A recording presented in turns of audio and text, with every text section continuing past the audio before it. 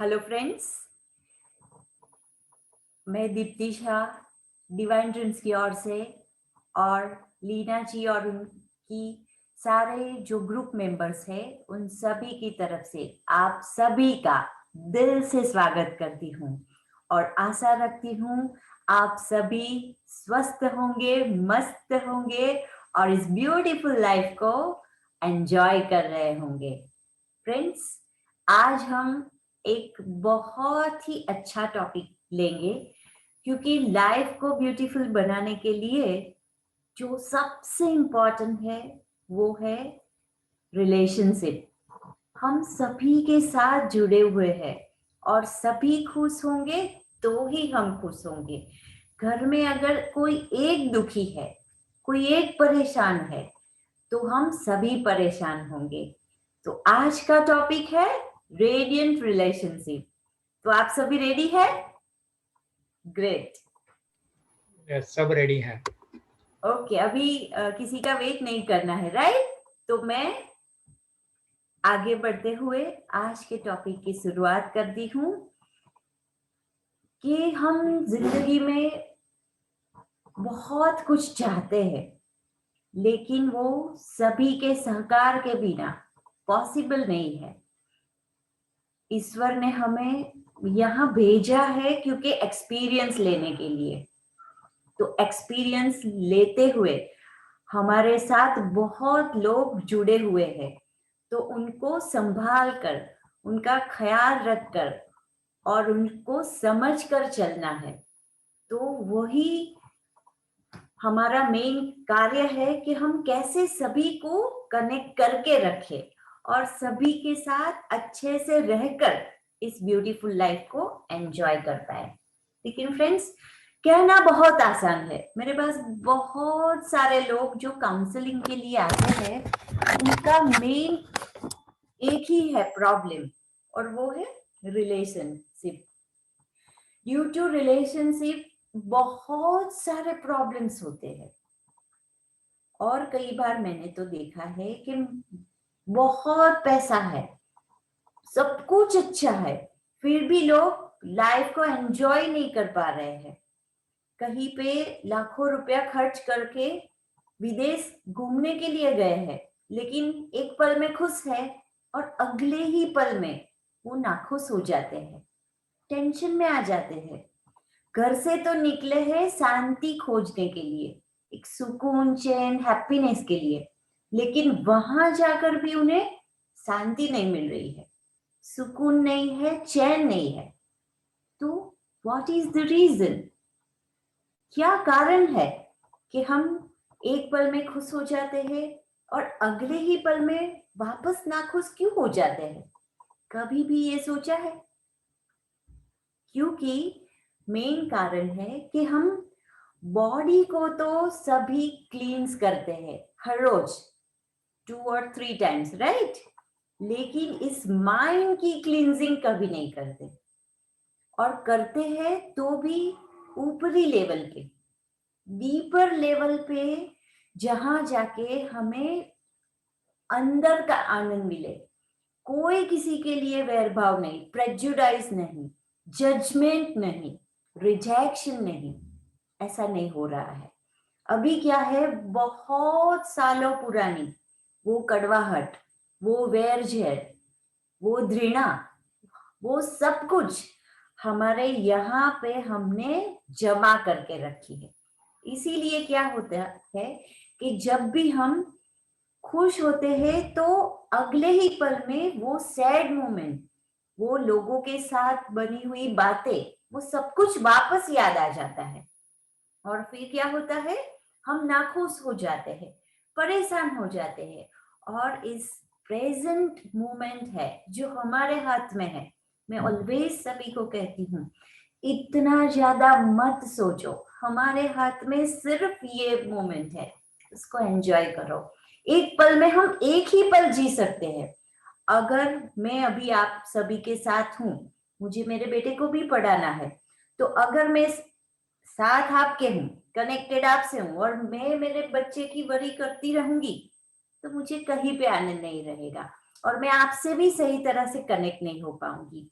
तो अभी मैं आपके साथ हूं तो 100% प्योर हार्ट से मुझे इन्वॉल्वमेंट करनी है, वो हम नहीं कर पा रहे हैं। हम जिस पल में है उस पल को नहीं एंजॉय कर पा रहे हैं, क्योंकि जो पल बीत चुका है उसके रिलेटेड बहुत सारे गिले शिकवे यहाँ पे हमने स्टोर करके हम आगे जा रहे हैं।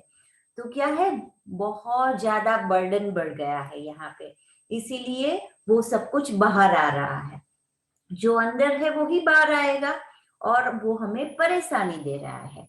तो फ्रेंड्स, जिंदगी के इस ब्यूटीफुल जो रिलेशनशिप जो बगीचा है, बाग है, उसको जो हमें महकाना है, तो उस बगीचे में बहुत अलग अलग तरह के फूल है जो हमारे सारे रिश्तेदार है, फ्रेंड्स है, हमारे नेबर्स है, उन सभी को लेके चलना है।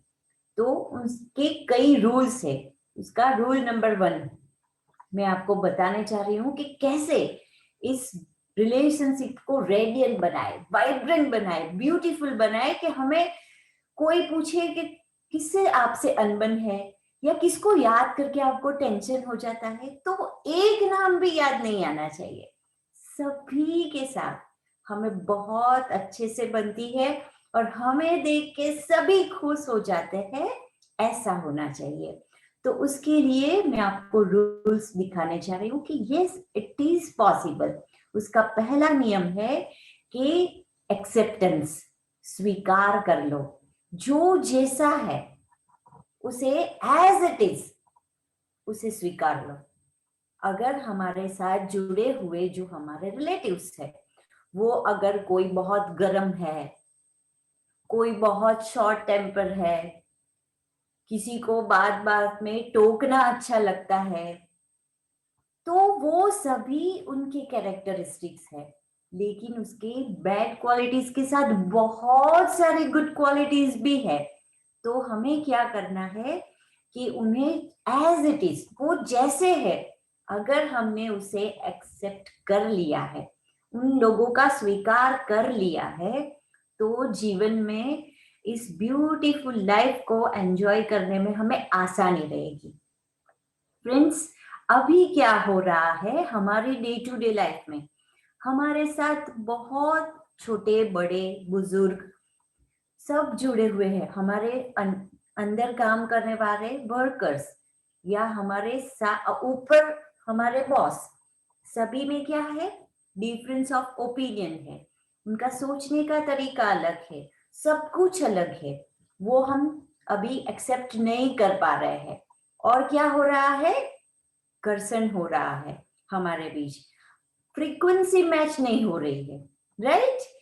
तो क्या करना है, अभी हम बहुत प्रयत्न कर रहे हैं कि उनको चेंज करें, वो हमारे जैसे बन जाए, ताकि काम करने में मजा आए, जीवन जीने में मजा आए।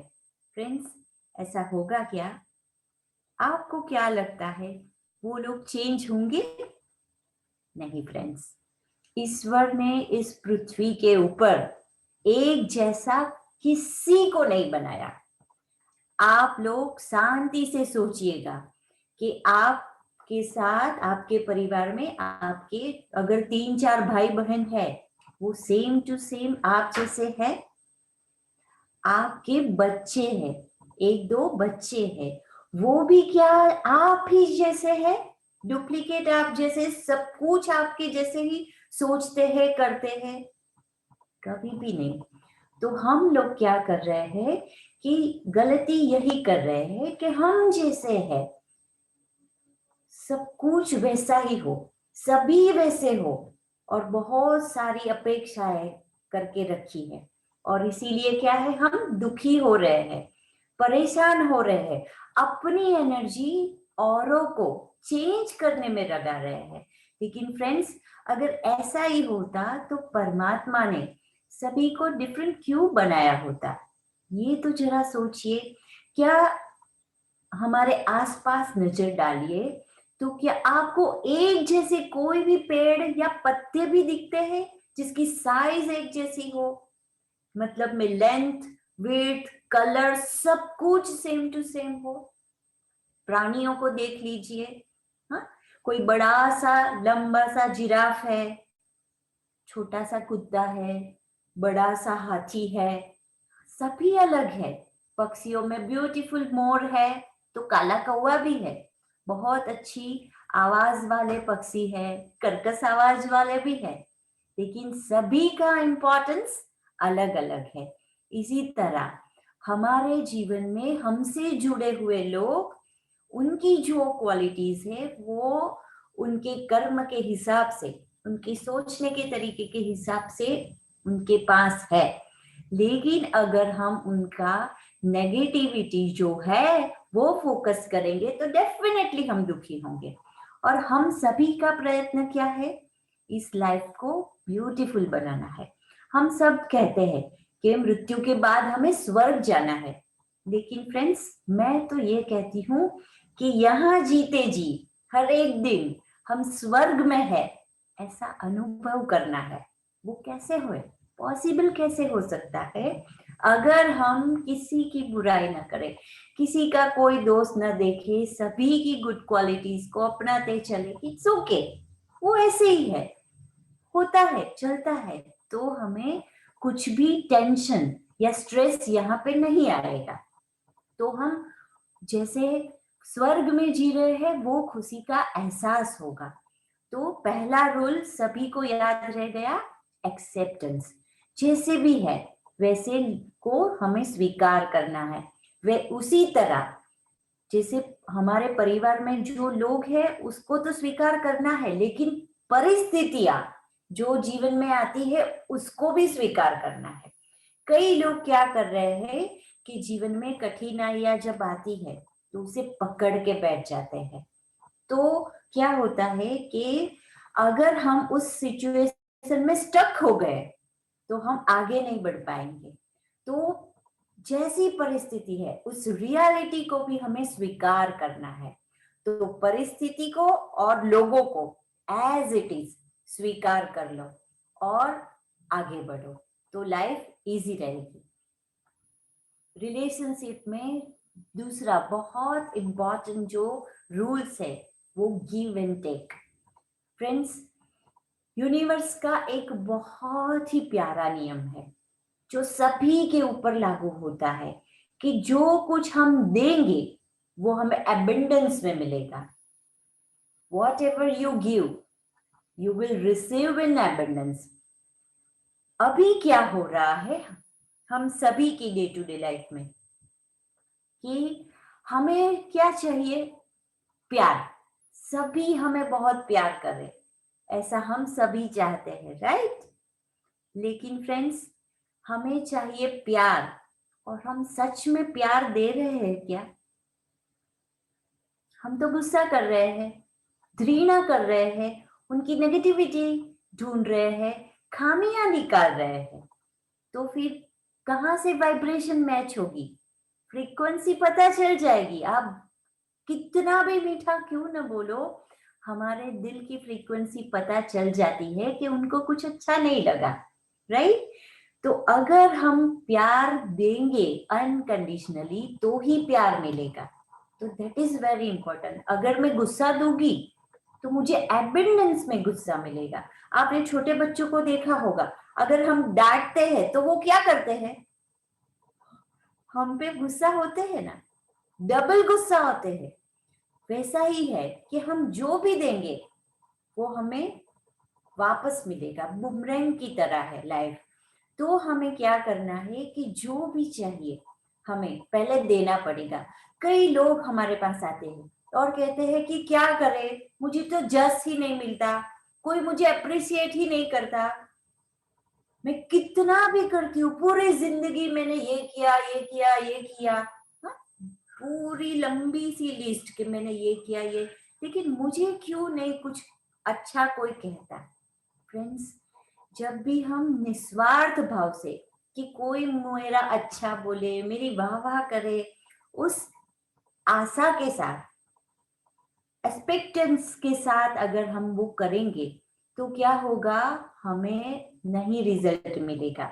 लेकिन निस्वार्थ भाव अनकंडीशनली अगर हम किसी का भी भला करेंगे, डेफिनेटली वो नियम है, क्योंकि वो प्योर हार्टेडली वो काम होता है, कोई इंटेंशन नहीं है, तो वो हमें डेफिनेटली वहां से नहीं तो वो और कहीं से, दसों दिशाओं से हमें मिलेंगे।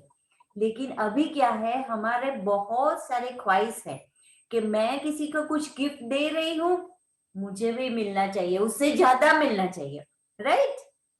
यही हो रहा है।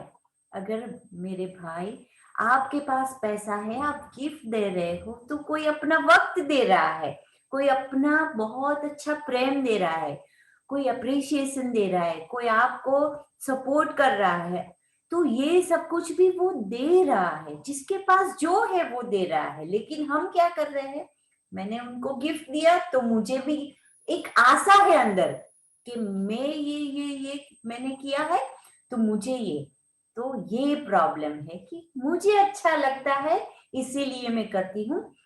कोई मुझे मेरी कदर करे या ना करे, कोई मुझे अप्रिसिएट करे या ना करे, मेरी वाइब्रेशन बढ़ रही है, मेरी फ्रीक्वेंसी बढ़ रही है। तो ये बहुत इंपॉर्टेंट है कि हमें क्या है कि जो भी चाहिए जीवन में वो पहले देना पड़ेगा।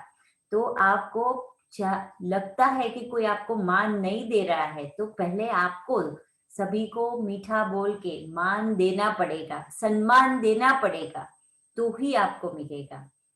और third important point, unconditional love, कि हम प्रेम में भी क्या करते हैं, बहुत कंडीशन रखते हैं कि मेरी बर्थडे आई तो मैंने इस तरह से मेरे हस्बैंड को सरप्राइज दी, तो अब मेरी आएगी तो मुझे भी मिलनी चाहिए, राइट? अगर मेरे पड़ोसी है तो मैंने उसको हेल्प की है, तो उनको भी मुझे हेल्प करना चाहिए। सब कुछ कंडीशन है हमारी। तो फ्रेंड्स, तो अनकंडीशनल वाला लो तो लगा ही नहीं यहाँ, कंडीशन है, थॉट बिहाइंड द थॉट, हमारी बहुत सारी कंडीशन है। फ्रेंड्स, अनकंडीशनल लव कौन करता है पता है? नेचर। सूरज दादा कभी भी ये सोचते हैं कि मैं ये प्रकाश गरीब को दे रहा हूँ या ये प्रकाश बहुत अमीर के पास जा रही है, ये हिंदू को लग रही है या मुस्लिम को या सिख को, जैन को, सभी से एक प्रकार का लव। वो हमारी काम वाली को भी वही प्रेम देते हैं और हमारे जो सेठ है उनको भी। तो उनमें कोई कंडीशन नहीं है। वही अनकंडीशनल लव है जो छोटे बच्चे करते हैं, उनके लिए सभी एक जैसे हैं। जो पशु पक्षी है ना, वो भी अनकंडीशनल लव कर रहे हैं। वैसा लव हमें भी करना चाहिए, राइट? तो ही हम सब कुछ पाएंगे। तो रिलेशनशिप में unconditional love is also very very important. और सबसे लास्ट और इंपॉर्टेंट बात वो है फॉरगिवनेस। फ्रेंड्स, हम क्या है कि बड़ी से बड़ी गलती के लिए हम जो अपने नहीं है ना उसको माफ कर देते हैं, लेकिन हमारे घर में हमसे जुड़े हुए लोग हैं, जो हमारे भाई बहन है, करीबी, मतलब में दिल के बहुत करीब है, ऐसे लोगों को हम आसानी से माफ नहीं कर रहे हैं। तो ऐसा क्यों हो रहा है? वही कारण है कि हमें बार बार जन्म लेके आना पड़ रहा है, क्योंकि हमने माफी नहीं दी है। सारे धर्म ग्रंथों में कहा गया है माफी सबसे पहला स्टेप है। तो अगर हमने किसी को माफ कर दिया तो ही हम रिलीज हो पाएंगे, नहीं तो जो हम तो सामने वाले को कुछ नहीं जाएगा। अगर मैंने किसी को माफ नहीं किया तो हैवीनेस कौन फील करेगा, मैं या सामने वाला?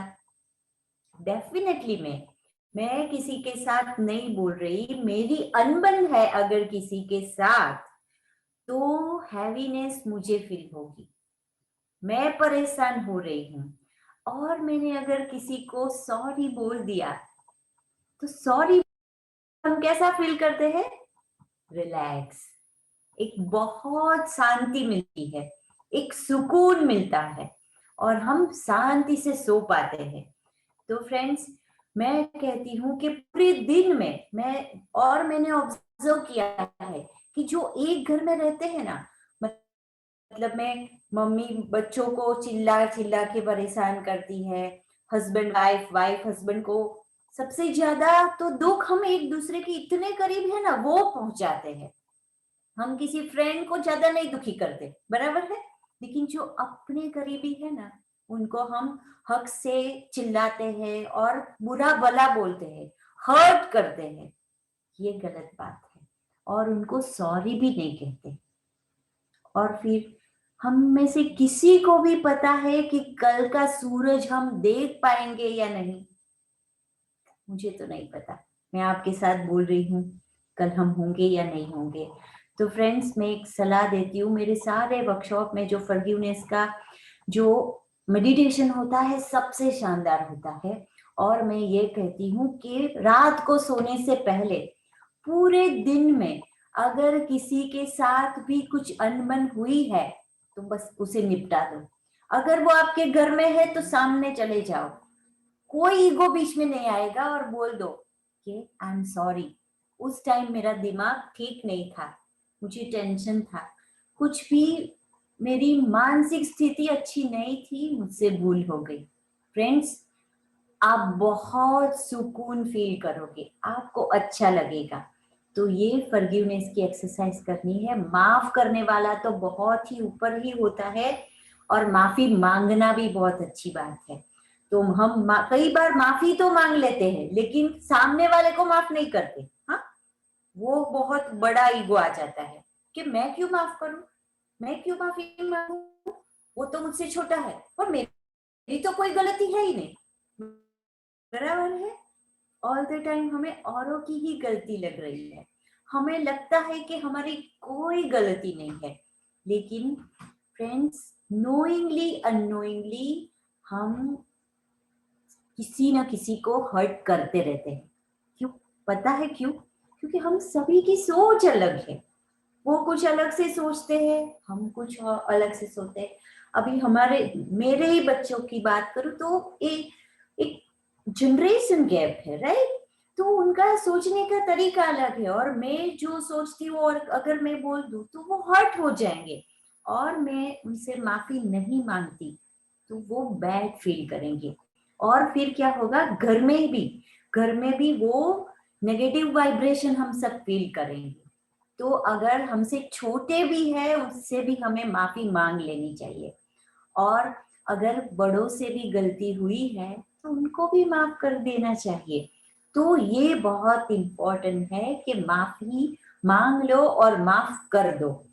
तो जीवन में अगर रिलेशनशिप को अच्छा बनाना है तो आज हमने जो स्टेप्स देखे, सबसे पहला क्या देखा? कौन रिपीट करेगा?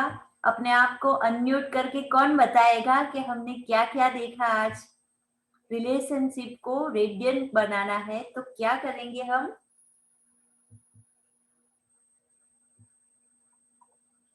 आप सभी फिजिकली ऑनलाइन है और मेंटली ऑफलाइन तो नहीं है ना?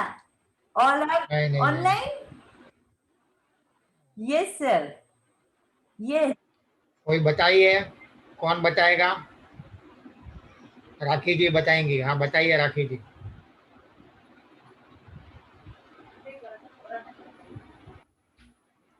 हाँ हरिओम जी। हरिओम, बोलिए। रिलेशनशिप में फॉरगिवनेस सबसे बड़ी चीज है, जैसे आपने कहा। पर मेरा एक सवाल है आपसे। यस। हम लोग हम लोग फॉरगिव तो करते हैं, पर कभी ऐसी सिचुएशन आती है कि तब हमारा दिमाग, मतलब वी बिकम हर्ट, तो उस समय क्या करना चाहिए? यस। तो क्या होता है कि सबसे पहले तो हमें ये सोचना चाहिए कि हम कहाँ से आए हैं और हम किसके स्वरूप है, बराबर है। तो जी हम भगवान ने हमें भेजा है, जी और हमारे अंदर आत्मा है, वो परमात्मा का स्वरूप है। और फिर जी हम ये सोचेंगे तो हमें लगेगा कि परमात्मा को तो हमारी इतनी ज्यादा भूल होती ही रहती है, हमें कभी भी माफ नहीं करता, ऐसा होता है? वो तो हमें माफ करते ही रहता है, करते ही। तो हम कौन होते हैं आने वाले, बराबर।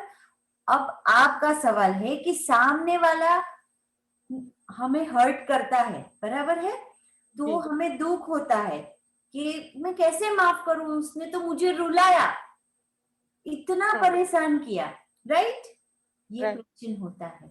लेकिन फ्रेंड्स, उसमें लॉ ऑफ कर्मा आ जाता है। परमात्मा ने इतना अच्छा रूल बनाया है कि अगर हमारी गलती नहीं है तो कोई हमें ऐसे उंगली भी नहीं कर सकता। अगर हम इस जन्म में कुछ भुगत रहे हैं तो हम भुगत रहे हैं, दैट मीन्स कोई न कोई जन्म में हमने वो उनके साथ किया है, तो अब उनकी बारी है, बराबर है, उनकी बारी है। और हमें क्या करना है, चुपचाप सहन करना है, उनको माफ कर देना है। तो ही यह जो चक्र है वो यहाँ पे स्टॉप होगा, नहीं तो क्या होगा, वैर बढ़ता ही जाएगा।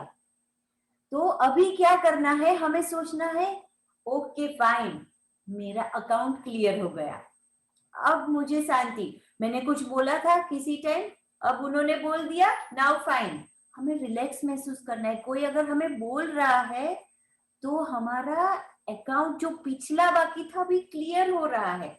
अगर हम वापस नाराज होंगे और दो चार बातें बोलेंगे, वापस वो नई किताबें जो हम हर दिवाली के दिन नया शुरू करते हैं ना, वैसे नया अकाउंट शुरू हो जाएगा।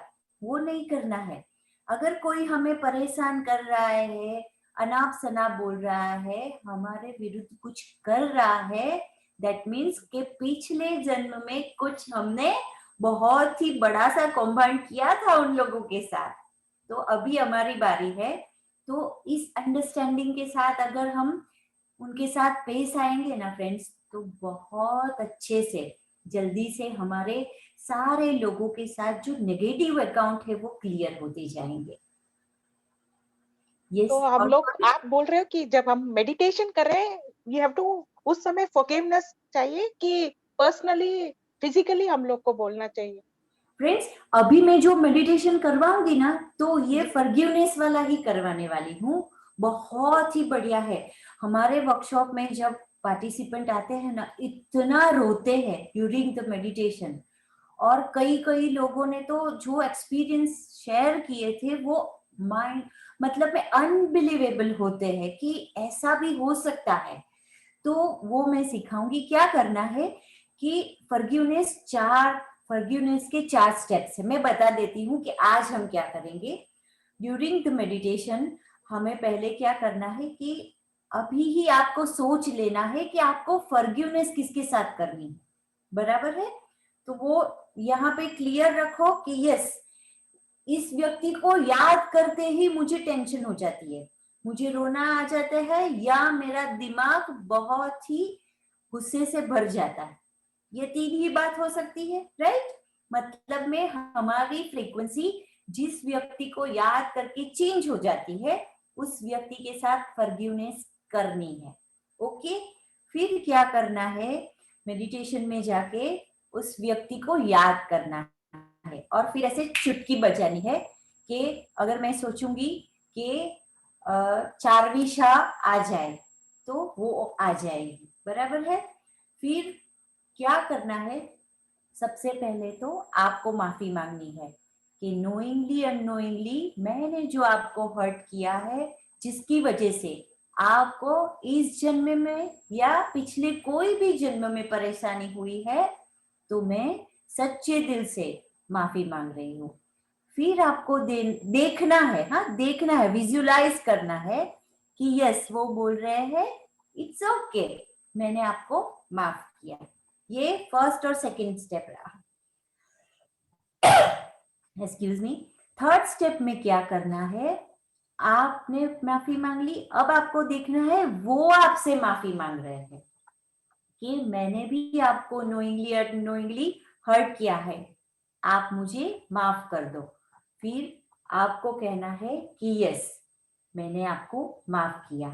तो ये एक्सरसाइज करनी है कि आपको माफी मांगनी है, देखना है वो आपको माफ कर रहा है, फिर वो माफी मांग रहे हैं और आप उन्हें माफ कर रहे हैं। है। ओके, कई बार क्या होता है, हमने तो माफ कर दिया होता है लेकिन सामने वाले नहीं कर पा रहे हैं, तो भी फ्रीक्वेंसी मैच नहीं हो रही है। तो फिर क्या होगा, ये 4 स्टेप वाली एक्सरसाइज हम करेंगे तो क्या होगा, अगली बार जब भी उनका नाम निकलेगा या वो सामने आएंगे तो पहले जैसे हम रिएक्ट करते थे और हमारे अंदर जो होते थे नेगेटिव वाइब्रेशन, वो जनरेट नहीं होंगे, डेफिनेटली नहीं होंगे। आपका सोचने का नजरिया सब कुछ चेंज हो गया होगा, क्योंकि ध्यानस्थ अवस्था में हमारा परमात्मा के साथ कनेक्शन होता है, हम वो पावरफुल बन जाते हैं। तो तब दिल से हम जो भी करते हैं वो उनको कनेक्ट करता है, तो आपकी माफी उन तक पहुंच गई होगी। तो अब जो पहले जैसे आपके रिलेशन उनके साथ थे वो अब नहीं रहेंगे। ओके, तो आप सभी रेडी है मेडिटेशन के लिए? और किसी को कुछ पूछना है? यस मैडम, अभी कुछ एक से ज्यादा आदमी हुए तो? एक से ज्यादा आदमी हुए हैं तो सर मैं आज क्या कह रही हूँ कि आज एक के साथ दिल से कर दीजिए, फिर मेथड, 1 by 1 हाँ करना है। मेथड तो सिखा दी है राइट, तो फिर नेक्स्ट डे करना। तो दिल से क्या है, बहुत ज्यादा है ना तो हम फटाफट से करेंगे तो मजा नहीं आएगा। तो आज वही पूछ रहा हूँ क्या, इसलिए एक आइडिया, सबका भी डाउट क्लियर हो जाएगा, मेरा भी क्लियर हो यस जाता यस डेफिनेटली। है। एक मिनट एक मिनट, नरेश जी कुछ कहना चाहते हैं आप? मैडम आपने बोला फॉरगिवनेस में आप दूसरों को फॉरगिवनेस पूछना चाहिए और उन रियलाइज करना उनसे भी, वो भी फॉरगिवनेस हमसे मांगे। अभी वो स्टेप वो तो बहुत कठिन है, ऐसे बहुत लोग होते हैं, ऐसे बहुत आत्माएं होती है जो ऐसे नहीं करते हैं। हाँ यही है कि हम, अगर हम आमने सामने हुए हैं तो हम मांग, हमारा ईगो बीच में आ जाता है राइट, तो हम माफी भी मांग नहीं सकते और माफ भी नहीं कर सकते। लेकिन ये डिवाइन अवस्था है, ध्यानस्थ अवस्था, हमारा प्योर स्वरूप जहाँ पे है वहां सब कुछ पॉसिबल है, कुछ कठिन नहीं है। आप करके देखिए, और वो भी अंदर ऐसे चुटकी बजा के जब आप उनको बुलाओगे वो आएंगे, वो डेफिनेटली माफ करेंगे। और फिर नेक्स्ट डे आपने जिनके साथ फॉरगिवनेस एक्सरसाइज की ना, उनके साथ उनका व्यवहार देखना, आपको बहुत ही जो नोटिसेबल है वो एटीट्यूड दिखाई देगा उनमें। आप आज करिए और कल नोटिस कीजिए। कई लोग तो ऐसे हैं कि उन्होंने जो गुजर चुके हैं, मतलब मैं इस लाइफ में है ही नहीं, उनके साथ फॉरगिवनेस की थी और फिर उनके ड्रीम्स में भी आए और कहे कि अब मैं रिलीज हो रहा हूँ। That is also possible. Okay madam. Very very wonderful बोला आपने ये तो, हाँ कि जो पास हो गए उनसे भी, यस, मतलब उनसे भी कितने गिले शिकवे हमने अभी भी रखे हैं। सही है वो सही है। तो बेचारे चले गए, हाँ, फिर भी हमने पकड़ के रखा है, तो वो Correct. छोड़ना है तो वो भी छूटेंगे, नहीं तो हमने पकड़ के रखा है। तो अपने कर्म बढ़ेंगे। यस चलिए अभी स्टार्ट करते हैं। सब लोग अपने अपने को म्यूट कर लीजिए, बीच में कोई नहीं खोलेगा, गाइडेड होएगा इनकी तरफ से, उसके ऊपर ध्यान दीजिए।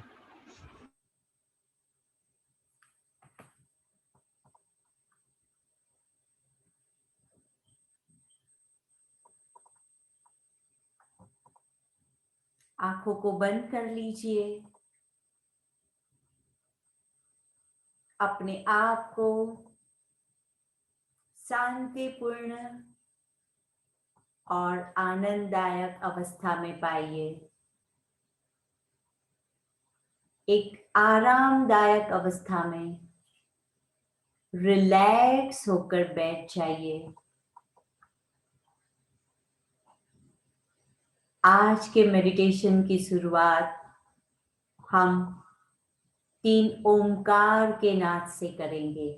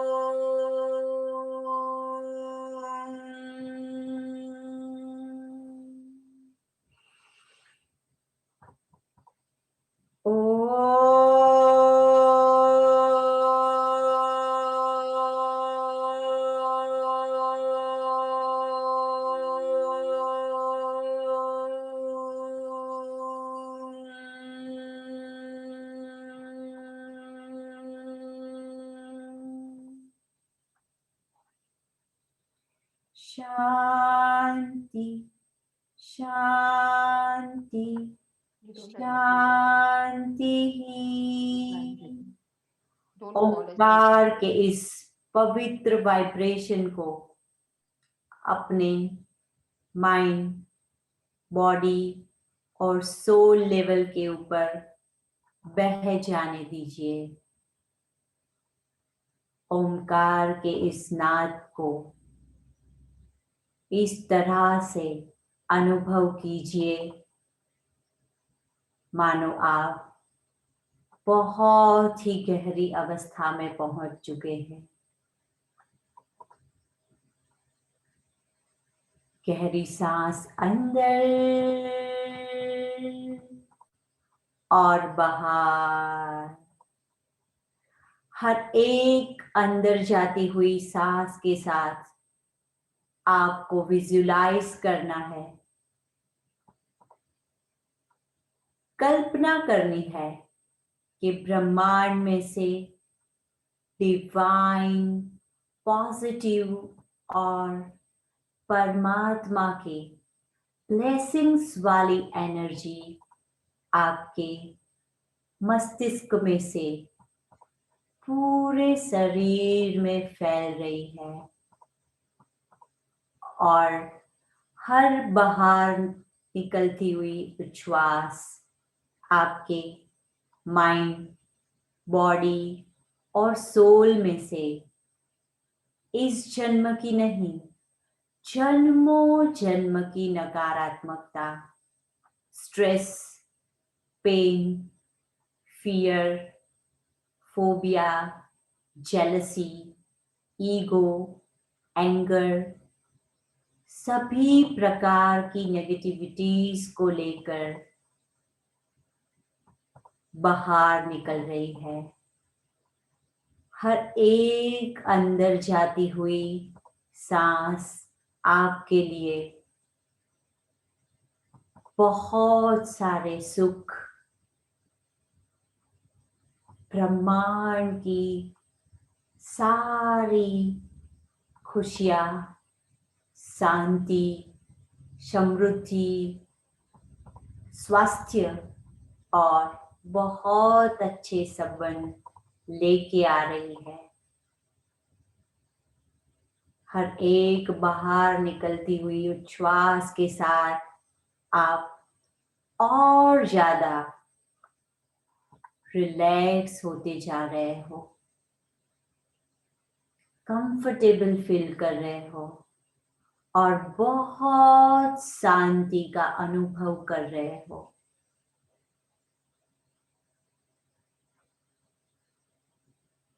आपको अभी विजुलाइज करना है धीरे धीरे ब्रह्मांड की डिवाइन पॉजिटिव एनर्जी आपके शरीर के सारे अंगों को पूरी तरह से रिलैक्स कर रही है, चार्ज कर रही है, एनर्जाइज कर रही है। गहरी सांस अंदर और बाहर। अब एनर्जी आपके पूरे बॉडी को शांत कर चुकी है। आपका तन बिल्कुल शांत है, बेकार की सारी हलचलें बंद हो चुकी है। और गहरी सांस अंदर और बाहर। अब आपका संपूर्ण ध्यान आपके माइंड के लेवल के ऊपर है। धीरे धीरे मन आपका बिल्कुल शांत हो रहा है। सारे ख्याल आने बंद हो चुके हैं। मन मानो अब निर्विचार अवस्था में बैठ गया है, वहां ठहरना चाहता है, उस निर्विचार अवस्था को एंजॉय कीजिए, फील कीजिए उस शांतिपूर्ण स्पंदनों को, उस शांति के वाइब्रेशन को जो आपको बहुत ही ज्यादा खुशी दे रहे हैं। गहरी सांस अंदर और बाहर। अब आपका संपूर्ण ध्यान अपने आत्मा के लेवल पे है। अब आप ध्यानस्थ अवस्था में हो। ध्यानस्थ अवस्था जहां आत्मा का परमात्मा के साथ डायरेक्ट कनेक्शन होता है। नोइंगली अननोइंगली हमने इस जन्म में नहीं, पिछले कोई भी जन्म में जो कोई भी नकारात्मकता अपने अंदर स्टोर करके रखी है, वो इस ध्यानस्थ अवस्था में ज्यादा समय रहने से वो सब रिलीज होती है। हमारे सातों चक्र बैलेंस होने लगते हैं। एक परफेक्ट फ्रीक्वेंसी के ऊपर वो चक्र वाइब्रेट होते हैं और कार्यरत होते हैं। ध्यानस्थ अवस्था में ज्यादा टाइम रहने से हमारी ऑरा और ज्यादा पावरफुल होने जाती है और हमारी इम्यूनिटी सिस्टम स्ट्रॉन्ग बनती है।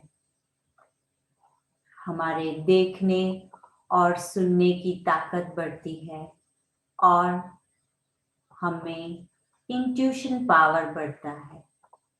तो फ्रेंड्स, अब हम इस ध्यानस्थ अवस्था में फॉरगिवनेस एक्सरसाइज करने जा रहे हैं। मैं जब चुटकी बजाऊंगी तब आपके सामने जिसके साथ आपको माफी मांगनी है या माफी देनी है, वो व्यक्ति हाजिर हो जाएंगे। बहुत सोचने की जरूरत नहीं, आपके दिल को सब कुछ मालूम है कि कौन उसे परेशान कर रहा है। किस व्यक्ति के पास सबसे पहले माफी मांग ले तो आपका दिल रिलैक्स फील करेगा। तो बंद आंख शांति से कीजिए, चुटकी बजाइए और जो भी व्यक्ति सामने आया है उसके साथ फॉरगिवनेस एक्सरसाइज करनी है।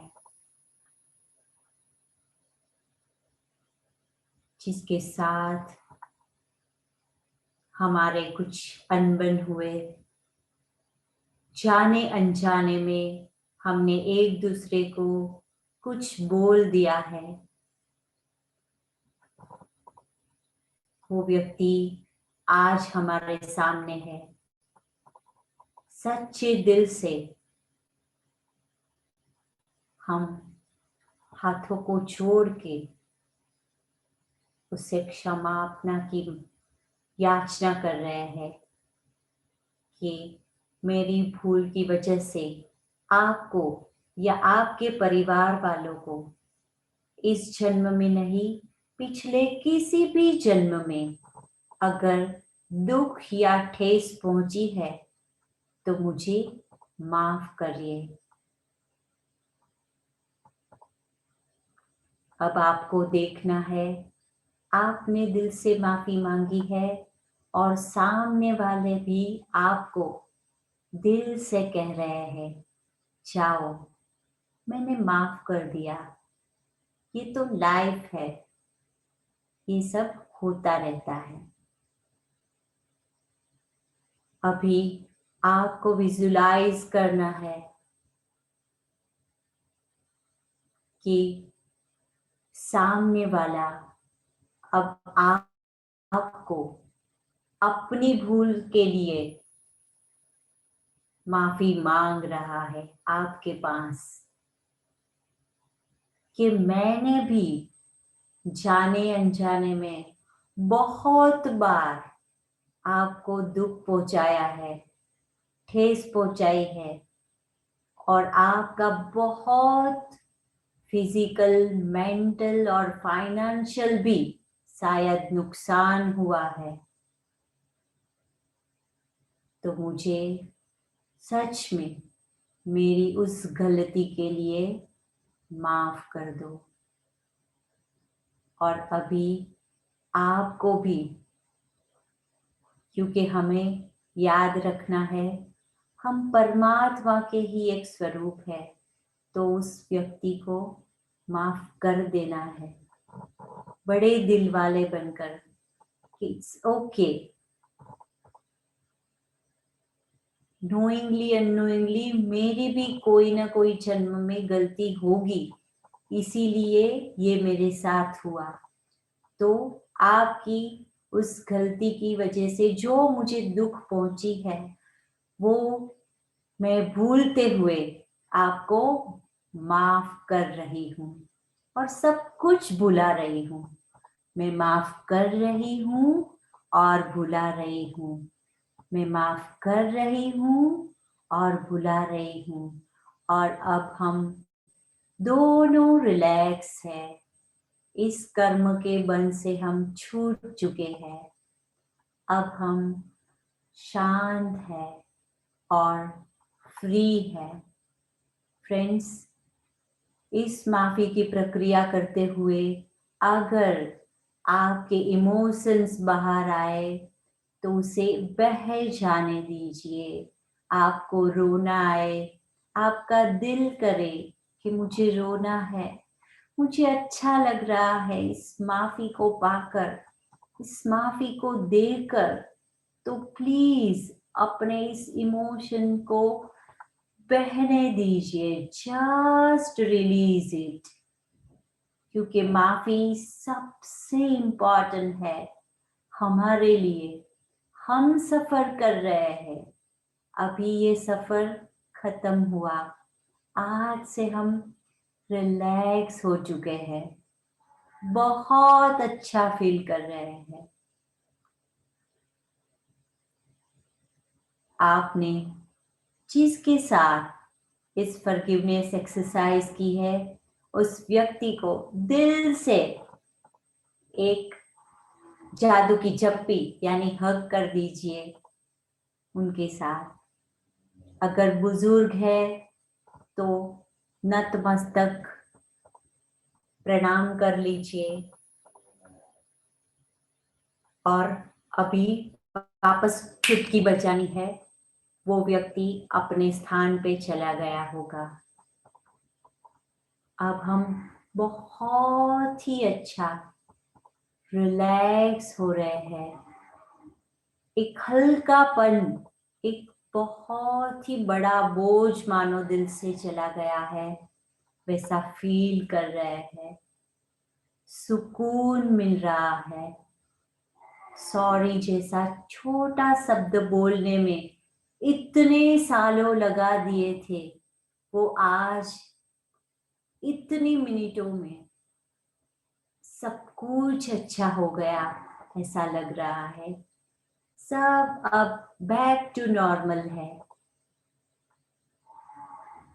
अब यूनिवर्स को 3 बार हम थैंक यू कहेंगे। Thank you, thank you, thank you.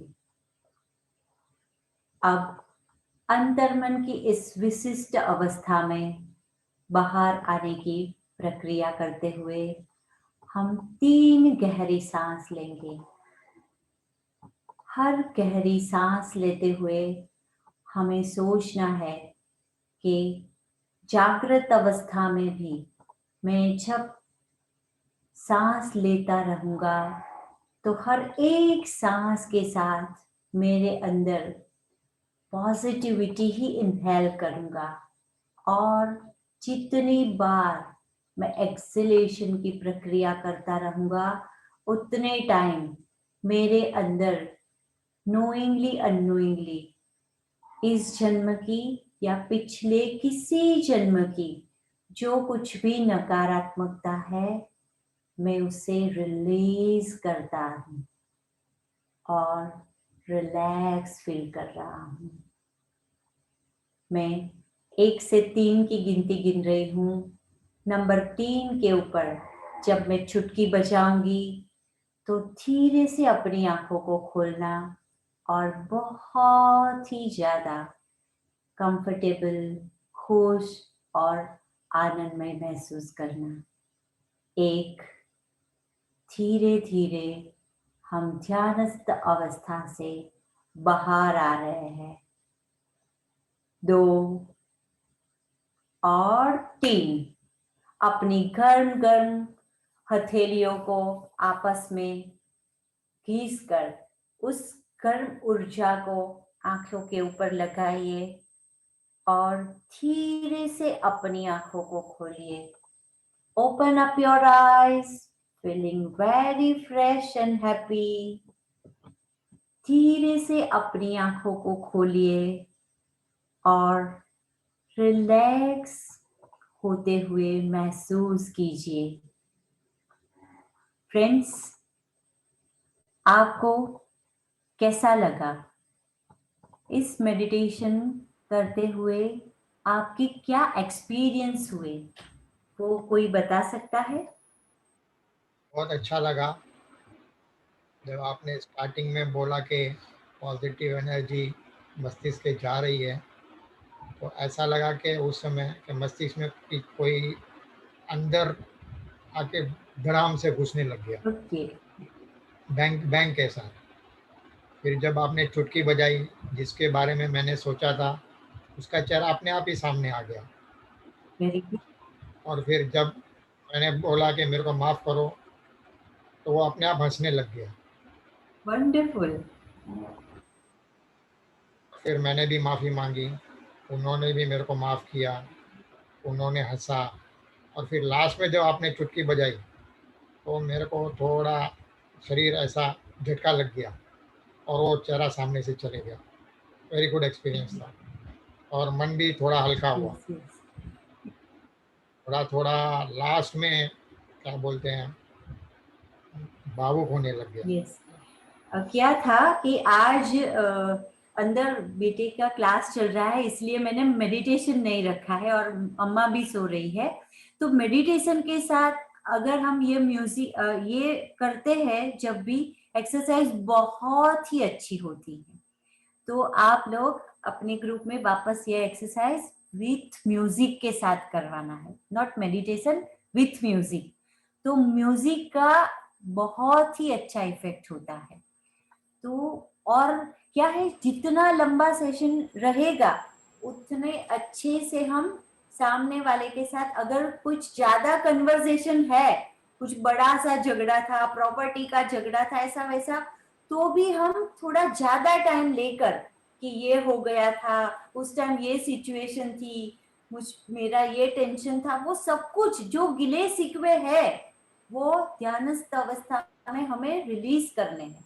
समझ में आए कि जो कुछ भी होता है वो एक हमारी परिस्थिति के कारण होता है। हाँ? तो वो सब कुछ हमें जो हमने यहाँ पे रखा है उसे रिलीज करना है। तो ध्यानस्थ अवस्था में जाकर ये एक्सरसाइज, जितने ज्यादा हमारे साथ जुड़े हुए लोग हैं लेकिन सामने आते ही हमारे फ्रीक्वेंसी वाइब्रेशन चेंज होता है, हो जाते हैं, तो उन सभी के लिए कीजिए। और फिर डे टू डे लाइफ में आप एक्सपीरियंस करोगे कि नहीं यार, बहुत ज्यादा चेंज लग रहा है हम में भी और उनमें भी। तो वो काम करता है क्योंकि इंटेंशनली हम उससे जुड़ना चाह रहे हैं, क्योंकि परमात्मा के ही स्वरूप है, हम सब कनेक्टेड है। तो कोई एक कनेक्शन से अगर एक छूट जाता है तो वो लाइटिंग वाला तोरण भी होता है, वो कैसा होता है, बिगड़ जाता है अगर एक भी बिगड़ गया तो। समझ में आई? तो जब तक हम यस, एक दूसरे के साथ जुड़े नहीं रहेंगे मजा नहीं आएगा लाइफ में। तो इसीलिए फॉरगिवनेस बहुत इंपॉर्टेंट है। और कोई शेयर करना चाहेगा?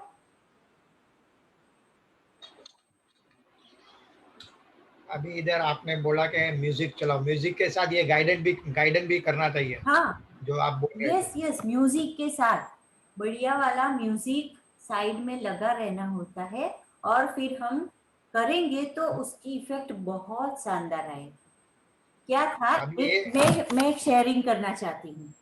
तो हमारे एक पार्टिसिपेंट थे, तो वर्कशॉप के दरमियान उन्होंने फॉरगिवनेस एक्सरसाइज की।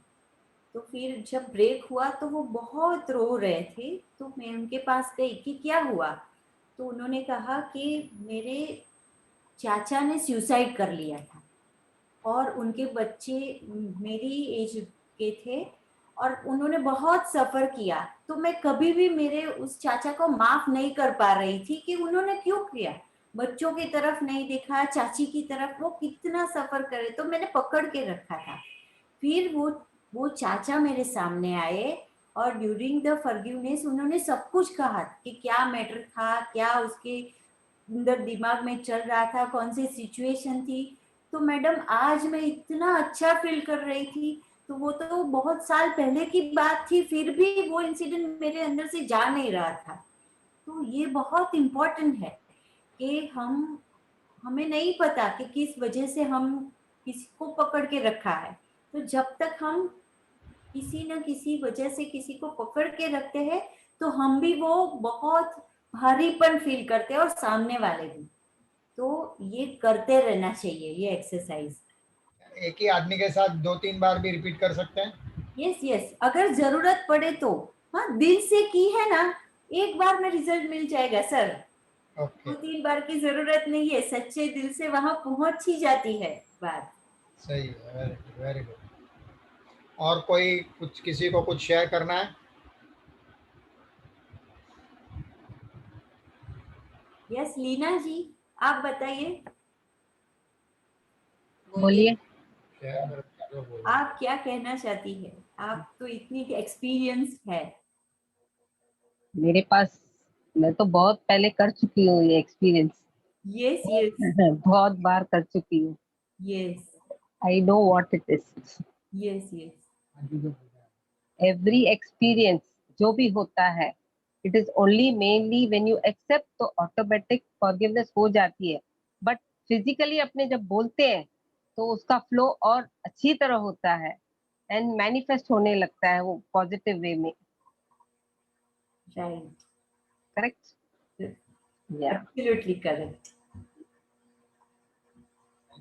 ओके फ्रेंड्स, तो कोई किसी को कुछ पूछना है।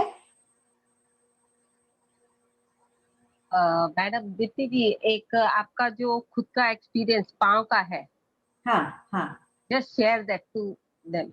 ओके ओके फ्रेंड्स, मेरा नाम दीप्ति शाह है, मैं वलसाड़ की हूँ। और मेरी लाइफ स्टोरी जिनके बारे में ये मैडम बता रही है कि वो शेयर कीजिए, तो मैं शेयर करने जा रही हूँ। वो लाइफ पॉजिटिव नाम की जो इंटरनेशनल मैगजीन है, उसमें मेरी लाइफ स्टोरी छपी थी, जो मैं आप लोगों के साथ शेयर कर रही हूँ। 2001 में एक एक्सीडेंट की वजह से मेरे लेफ्ट लेग के जो एंकल है वो डैमेज हो गया था, यानी पैर का जो ये पंजा है वो पैर से अलग हो गया था।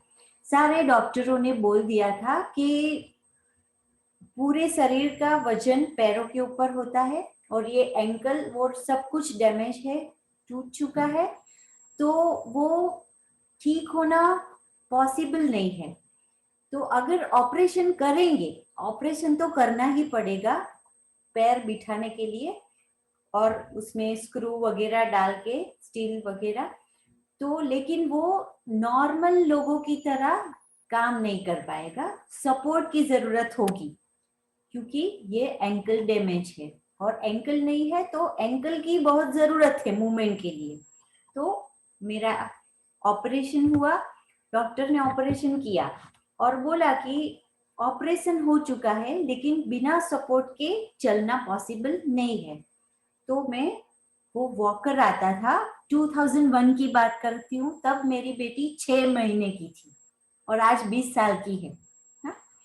तो 2001 में डिलीवरी के इमीडिएटली बाद मैं ऐसे गिर गई थी। तो डॉक्टर ने वो ऑपरेशन किया, मैं वॉकर से चलने लगी। बहुत कई सालों तक 2005 तक मैं चली, वॉकर से ही चलती लगी। फिर बहुत एक के बाद एक कॉम्प्लिकेशन आने शुरू हुए, क्योंकि क्या है, जब कुछ ऐसा सडनली होता है, मैं सिविल इंजीनियर हूँ, मेरे बहुत बड़े ड्रीम्स थे, मैं पहले से ही रैंकर थी, एक तो रैंकर थी, इसीलिए क्या होता था कि सभी में फर्स्ट आना वो मुझे अच्छा लगता था। और तो बहुत बड़े बड़े ड्रीम थे, और सडनली लाइफ में ऐसा चेंज आ गया कि मैं गिर गई, और अब तो क्या हुआ कि सपोर्ट के बगैर चल भी नहीं सकती। तो मेरा नेचर बिल्कुल चेंज हो गया था, मैं बहुत चिड़चिड़ा, क्योंकि जब फिजिकली हम ठीक नहीं होते तो हम कुछ भी अच्छा महसूस नहीं कर पाते। और मेरी बेटी भी छोटी थी, तब क्या था, वो चलना सीख रही थी तब तो मेरे वॉकर के ऊपर वो चलना सीखी। तो वो देख देख के भी मुझे रोना था और एक ही सवाल, वाई मी, मेरे साथ ही ऐसा क्यों, मैं ही क्यों, मैंने क्या बिगाड़ा था। और फिर इस इंसिडेंट के बाद, उससे पहले तो मेरे बड़े बड़े ड्रीम्स थे, तो मैं ऑफिस में काम करती, वो सब स्पिरिचुअलिटी में और इस सब किसी में मैं कुछ भी नहीं करती थी। हाँ, भगवान का नाम लेती थी बचपन से, वो भी थोड़े टाइम, बहुत ज्यादा टाइम मेडिटेशन करना ये सबको कुछ भी नहीं था मेरी लाइफ में। फिर ये इंसिडेंट हुआ, उसके बाद में अभी ज्यादा चलना नहीं है क्योंकि पैर चलता नहीं है, तो फिर क्या, बैठने लगी, तो फिर किताबें पढ़ने लगी। तो तब मेरे हाथ में you can heal your life, Louise L Hay की जो किताब है वो हाथ में आई, और उसमें लिखा था बहुत ही क्लियरली कि we are creator of our beautiful life, और अपने थॉट्स की वजह से हम सब कुछ चेंज कर पाते हैं। तो फिर मैंने सोचा कि इज इट पॉसिबल, ऐसा भी हो सकता है। फिर मैंने क्या किया कि मैंने कहा कि चलो, क्योंकि ये 22 साल की थी तब मेरी शादी हो गई, और 22.5 में तो पैर ऐसा टूट गया था। तो मैंने सोचा कि क्यों न ट्राई की जाए, क्योंकि इस एक्सीडेंट के बाद बहुत सारे ऑपरेशन हुए, डॉक्टरों ने भी बहुत एक्सपेरिमेंट किए, ये किया वो किया, लेकिन कोई फर्क था नहीं, वॉकर से ही चलना पड़ता था, फिर एंकल बेल्ट पहनना पड़ता था, वो सब कुछ किया, कोई चेंजेस नहीं था। तो मैंने सोचा कि चलो थॉट चेंज करके देखते हैं। तो बहुत अच्छा हुआ, क्योंकि पहले क्या था, कोई मुझे आके पूछता था कि दीप्ति कैसी हो, तो मैं क्या करती थी, अरे क्या बताऊं, मुझे तो बहुत प्रॉब्लम है, बच्ची छोटी है और मैं ऐसे वॉकर से चल रही हूँ, मैं ये नहीं कर पा रही, वो ऐसे ऐसे ब्ला ब्ला ब्ला, सभी नेगेटिव स्टोरी, अपने आप को बेचारा कहना। तो क्या था फ्रेंड्स, कि मैं जब तक अपने आप को बेचारा महसूस करती थी और समझती थी, तो मैं बेचारे ही रही। सभी लोग, क्या मेरी फ्रेंड्स थे, वो आके और 4 लोगों को बोलते कि बेचारी दीप्ति, और 4 लोग और 4 को बोलते कि बेचारी दीप्ति, तो मुझे कौन से वाइब्रेशन मिलते थे उस टाइम पे, बेचारी के। तो मेरे कॉम्प्लिकेशन बढ़ने लगे थे 2001 से 2005 तक। फिर मैंने जब थॉट चेंज किया, कोई मुझे पूछता कि अब कैसा है, तो मैंने लुइस का पढ़ा था, वो अब मैं प्रैक्टिकली यूज करने लगी कि नहीं, परमात्मा की कृपा से अब सब कुछ ठीक है। तो सच में मिरेकल शुरू हुए कि अब मैं अच्छा फील होने लगी, अब तो ठीक है, चलो अच्छी बात है, अब तो ठीक है। तो सभी के वो वाइब्रेशन मुझे मिलने लगे कि वाह, अब अच्छा है, अब ठीक है, अब ठीक है। तो फिर मुझे भी अच्छा लगने लगा, क्योंकि सारे लोगों के वाइब्रेशन, और बार बार बोलती थी कि परमात्मा की कृपा से अब अच्छा है, अब मैं पहले से बेटर फील कर रही हूँ, better than before, better than before. तो every day better than before ही होता था, बेटर बेटर बेटर बेटर बनती जा रही थी। फिर क्या हुआ, मेरे वाइब्रेशन चेंज हुए, मेरी फ्रीक्वेंसी यानी पॉजिटिव हो गई नेगेटिव में से। तो क्या हुआ, सारे पॉजिटिव लोग, सारे पॉजिटिव सिचुएशन को मैंने अट्रैक्ट किया, as per law of attraction. जो हम फील करते हैं, जो हमारा एटीट्यूड होता है, थॉट्स होते हैं, वो हम अट्रैक्ट करते हैं। तो फिर लाइफ में सब कुछ अच्छा होने लगा। फिर 2008 में ऐसे meditation, power of subconscious mind, वो सब कुछ पता चला। फिर मैंने अपने पैर के साथ ऑर्गन टॉक करना शुरू किया। एक दिन मैं श्योर एक और लेसन लूंगी, उसमें ऑर्गन टॉक करेंगे हम, तो कैसे ऑर्गन के साथ बात करेंगे वो करेंगे। तो फिर मैंने अपने पैर के साथ बात करना शुरू किया। सबसे पहले तो पैर से माफी मांगी उनके साथ कि आई एम सॉरी, मुझे मेरी लापरवाही की वजह से तुम्हारे ये हालत है, but I love you very much, I care for you, मुझे आपकी बहुत जरूरत है, तो मैं चाहती हूँ, मुझे पता है कि आप अपने आप को हील कर सकते हो। फिर मैं हर रोज विजुलाइज करती थी कि मैं नॉर्मल व्यक्ति की तरह सब कुछ कर सकती हूँ। और फ्रेंड्स, आज लीना जी मुझे मिल चुकी है। अगर मैंने नहीं बताया होता तो किसी को पता नहीं चलता कि मुझे पैर में ये प्रॉब्लम है। कैंसल था। तो टचवुड, परमात्मा की कृपा से अब मैं जैन हूँ। हमारा पालीताना का जो डूंगर है मैं चढ़ सकती हूँ। नवरात्रि में मैं गरबा भी घूम के 9 दिन गाती हूँ, सब कुछ कर सकती हूँ। तो फ्रेंड्स, हमारे अंदर जो ईश्वर की ताकत है हम सभी में है। मेडिकल साइंस की खोज अभी हुई, पहले कुछ भी नहीं था। तो हम अपनी शक्ति की मदद से सब कुछ कर सकते हैं। तो अपने आप को लो फील नहीं करना है। अपो दीपो भव, जो भगवान बुद्ध ने कहा, तू ही तेरा दिया बन। तो किसी के पास हमें नहीं जाना है, अपने अंदर ज्यादा से ज्यादा टाइम अब निकालेंगे, सारे सॉल्यूशंस हमें मिल जाएंगे। Thank you so much Leena ji, आपने वापस एक बार याद दिला दी मुझे thank you, story. Thank you. सभी लोग दीप्ति जी के लिए एक बार ताली बजा दीजिए।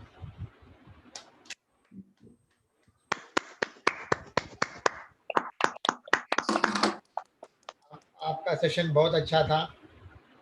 अगली बार आपने बोला वो भी सेशन हम लोग लेंगे थोड़े दिनों के बाद। के पहले आज नरेश जी कुछ कहना चाहते हैं तो उनकी सुन लेते हैं। नरेश जी बोलिए।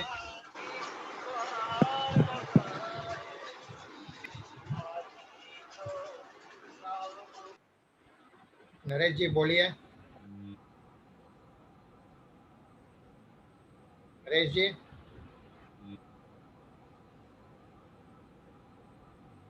आपकी आवाज नहीं आ रही। आप कुछ बोलना तो चाहते हैं पर आवाज नहीं आ रही है।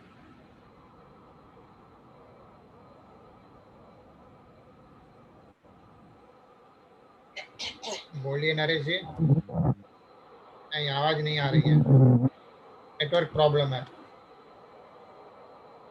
मैसेज करिए,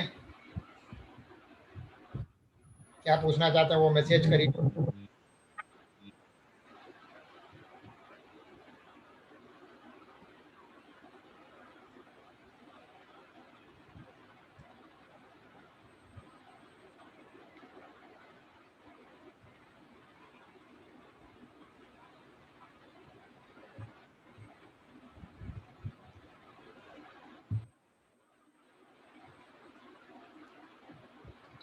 शॉर्ट में मैसेज करिए जो पूछना चाहते हैं। और किसी को कोई भी टॉपिक के ऊपर कुछ पूछना है तो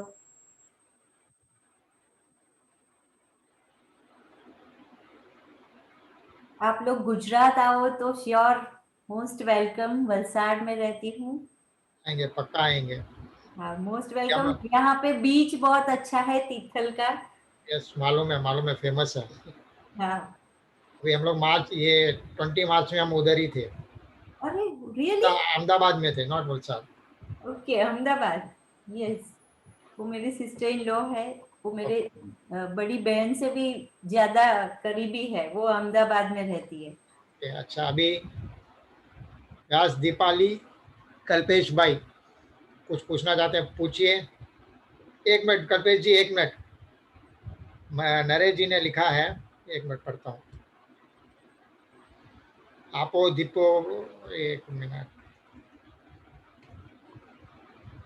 As Dipti madam told, Apo Deepo Bhava, as you started meditation, visualized you Dipti madam as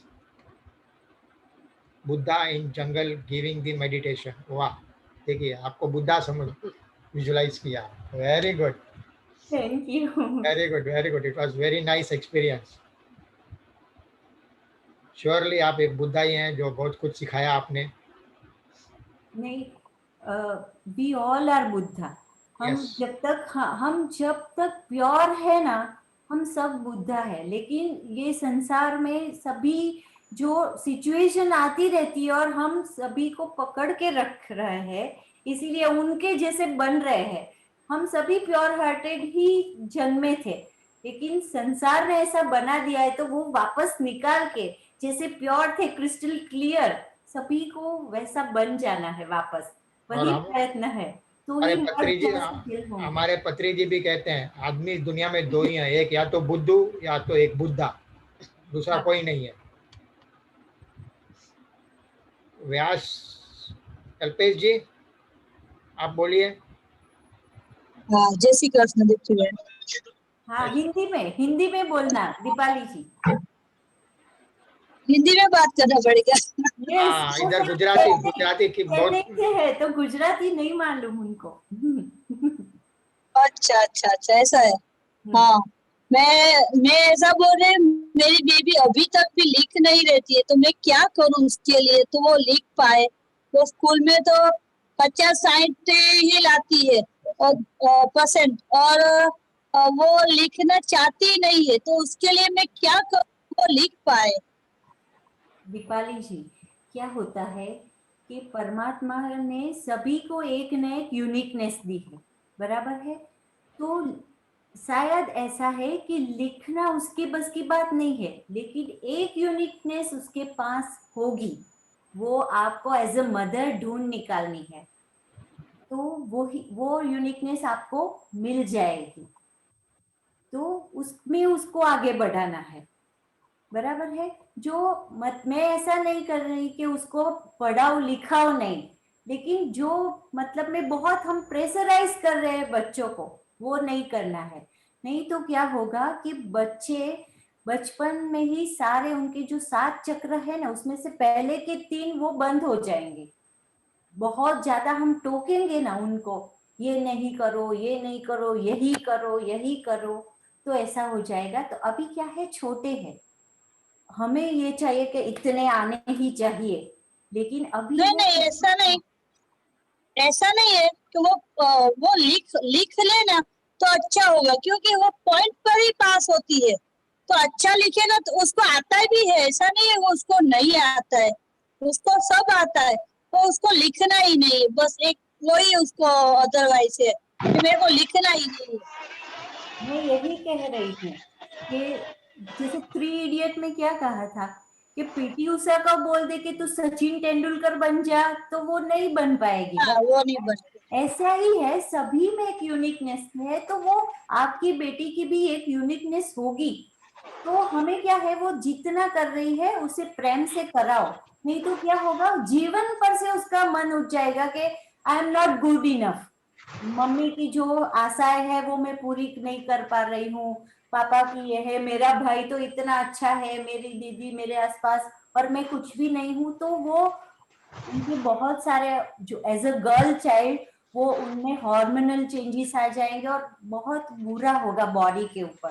तो इतना प्रेशराइज नहीं करना है, बराबर है। वो ओके, जैसी है वैसी स्वीकार करना है उसे। नहीं नहीं, स्वीकार तो है, स्वीकार तो है। भगवान ने दीजेली છે तो स्वीकार तो રાખી છે। Right. Thank you, thank you.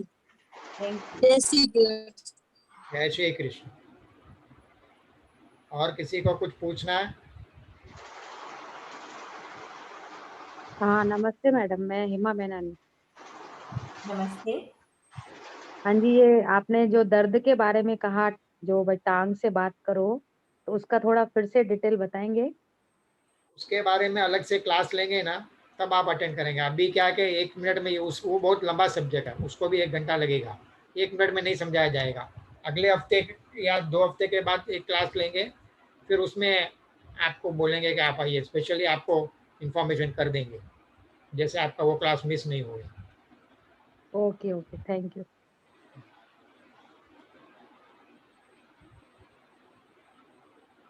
और किसी को कुछ संदेह है या कुछ पूछना चाहते हैं, अपनी शंका मिटाना चाहते हैं या कुछ समाधान चाहिए? चलिए, सब लोग ठीक है अभी तो। सभी एंजॉय कर रहे हैं इस ब्यूटीफुल लाइफ को.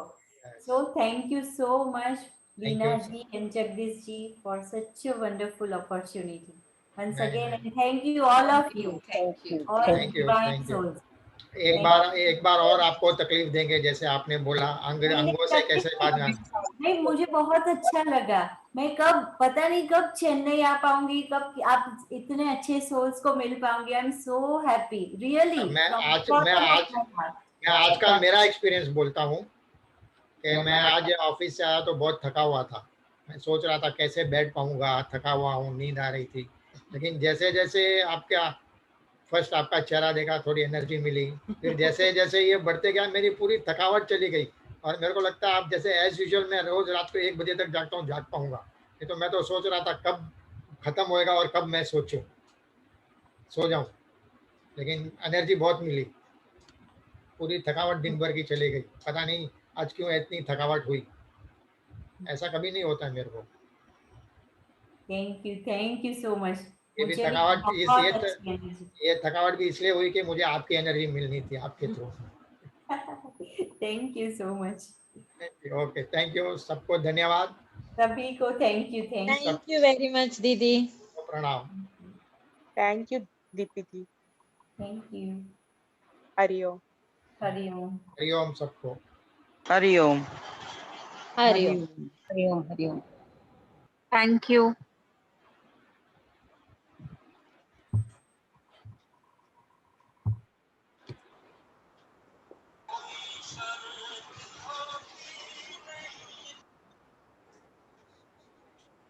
Thank you.